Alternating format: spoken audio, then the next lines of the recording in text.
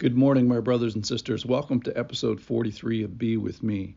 Paul Tripp describes love as, quote, love is not described by abstract words. Love is defined by an event. The event is most important in human history, the cross of Jesus Christ. That event defines what love is. Love is willing self-sacrifice for the good of another.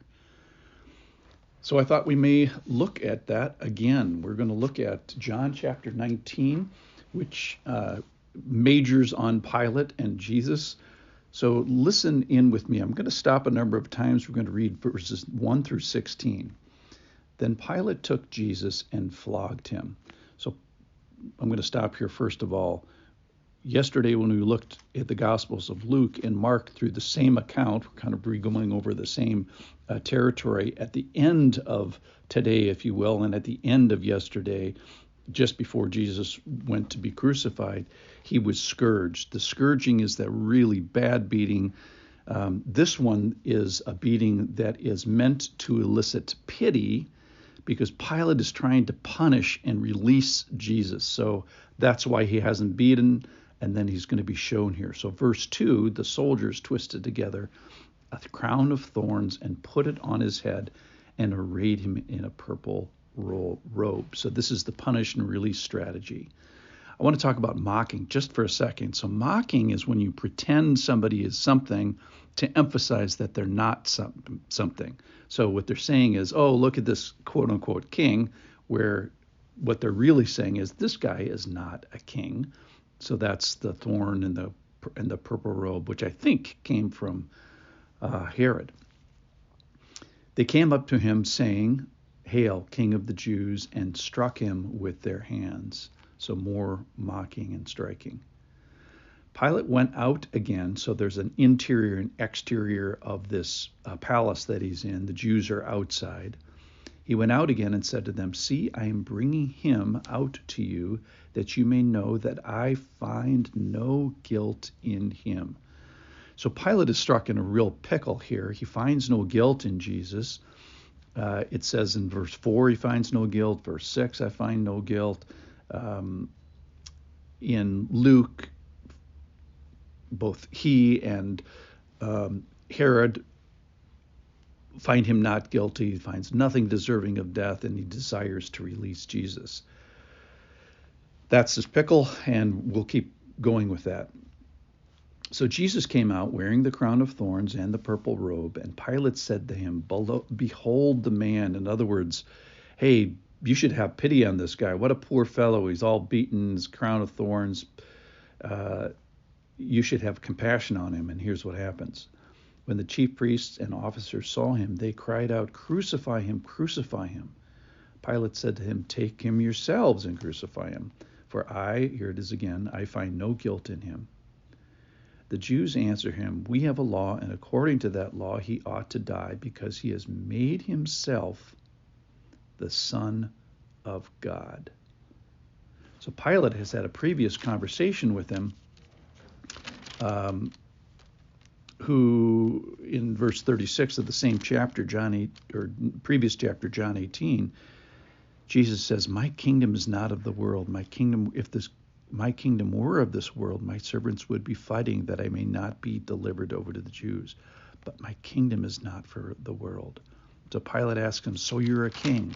So Pilate's already had an intimate conversation with Jesus regarding who he is. And when he is identified here as this divine Son of God, Pilate is even more afraid.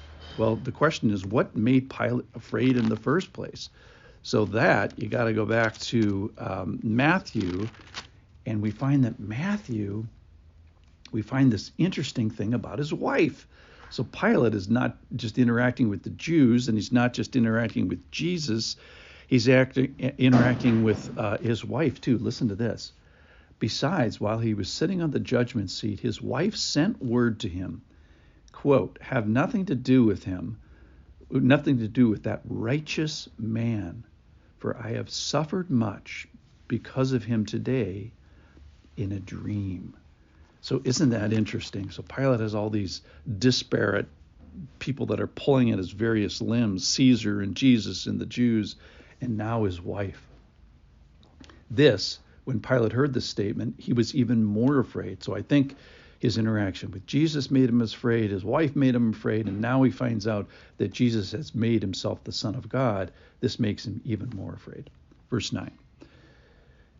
He entered his headquarters again and said to Jesus, "Where are you from?" But Jesus gave him no answer. So Pilate said to him, "You will not speak to me? Do you not know that I have authority to release you and authority to crucify you?" Jesus answered him, "You would have no authority over me at all unless it had been given you from above." And this is the exact authority that Pilate is going to abuse by condemning an innocent man. "Therefore, he who delivered me over to you has the greater sin."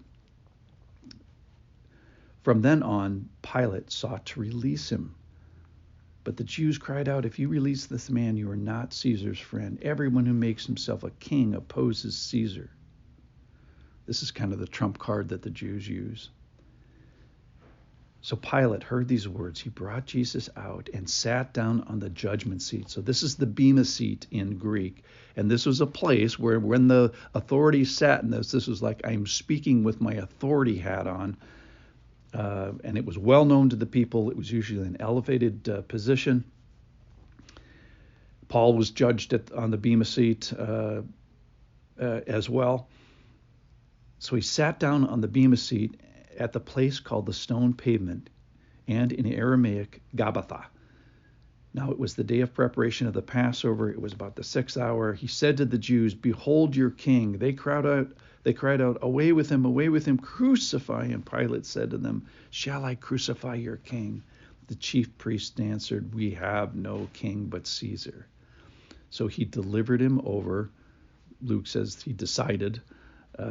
He delivered him over to them to be crucified. And then this is where he gets scourged, as described in Luke and Mark. So in a sense, I feel sympathetic towards Pilate with all the people that are pulling at him. Jesus is obviously the biggest part of this, where he identifies him a little bit as the Son of God, and he really decides against him to abuse his power and his authority because of being Caesar's friend. So we're sitting again with the crucifixion. Tomorrow we're actually going to talk about it. I thank you for the courage of staying with me through these unpalatable parts of the Bible. Thanks for listening. See you tomorrow.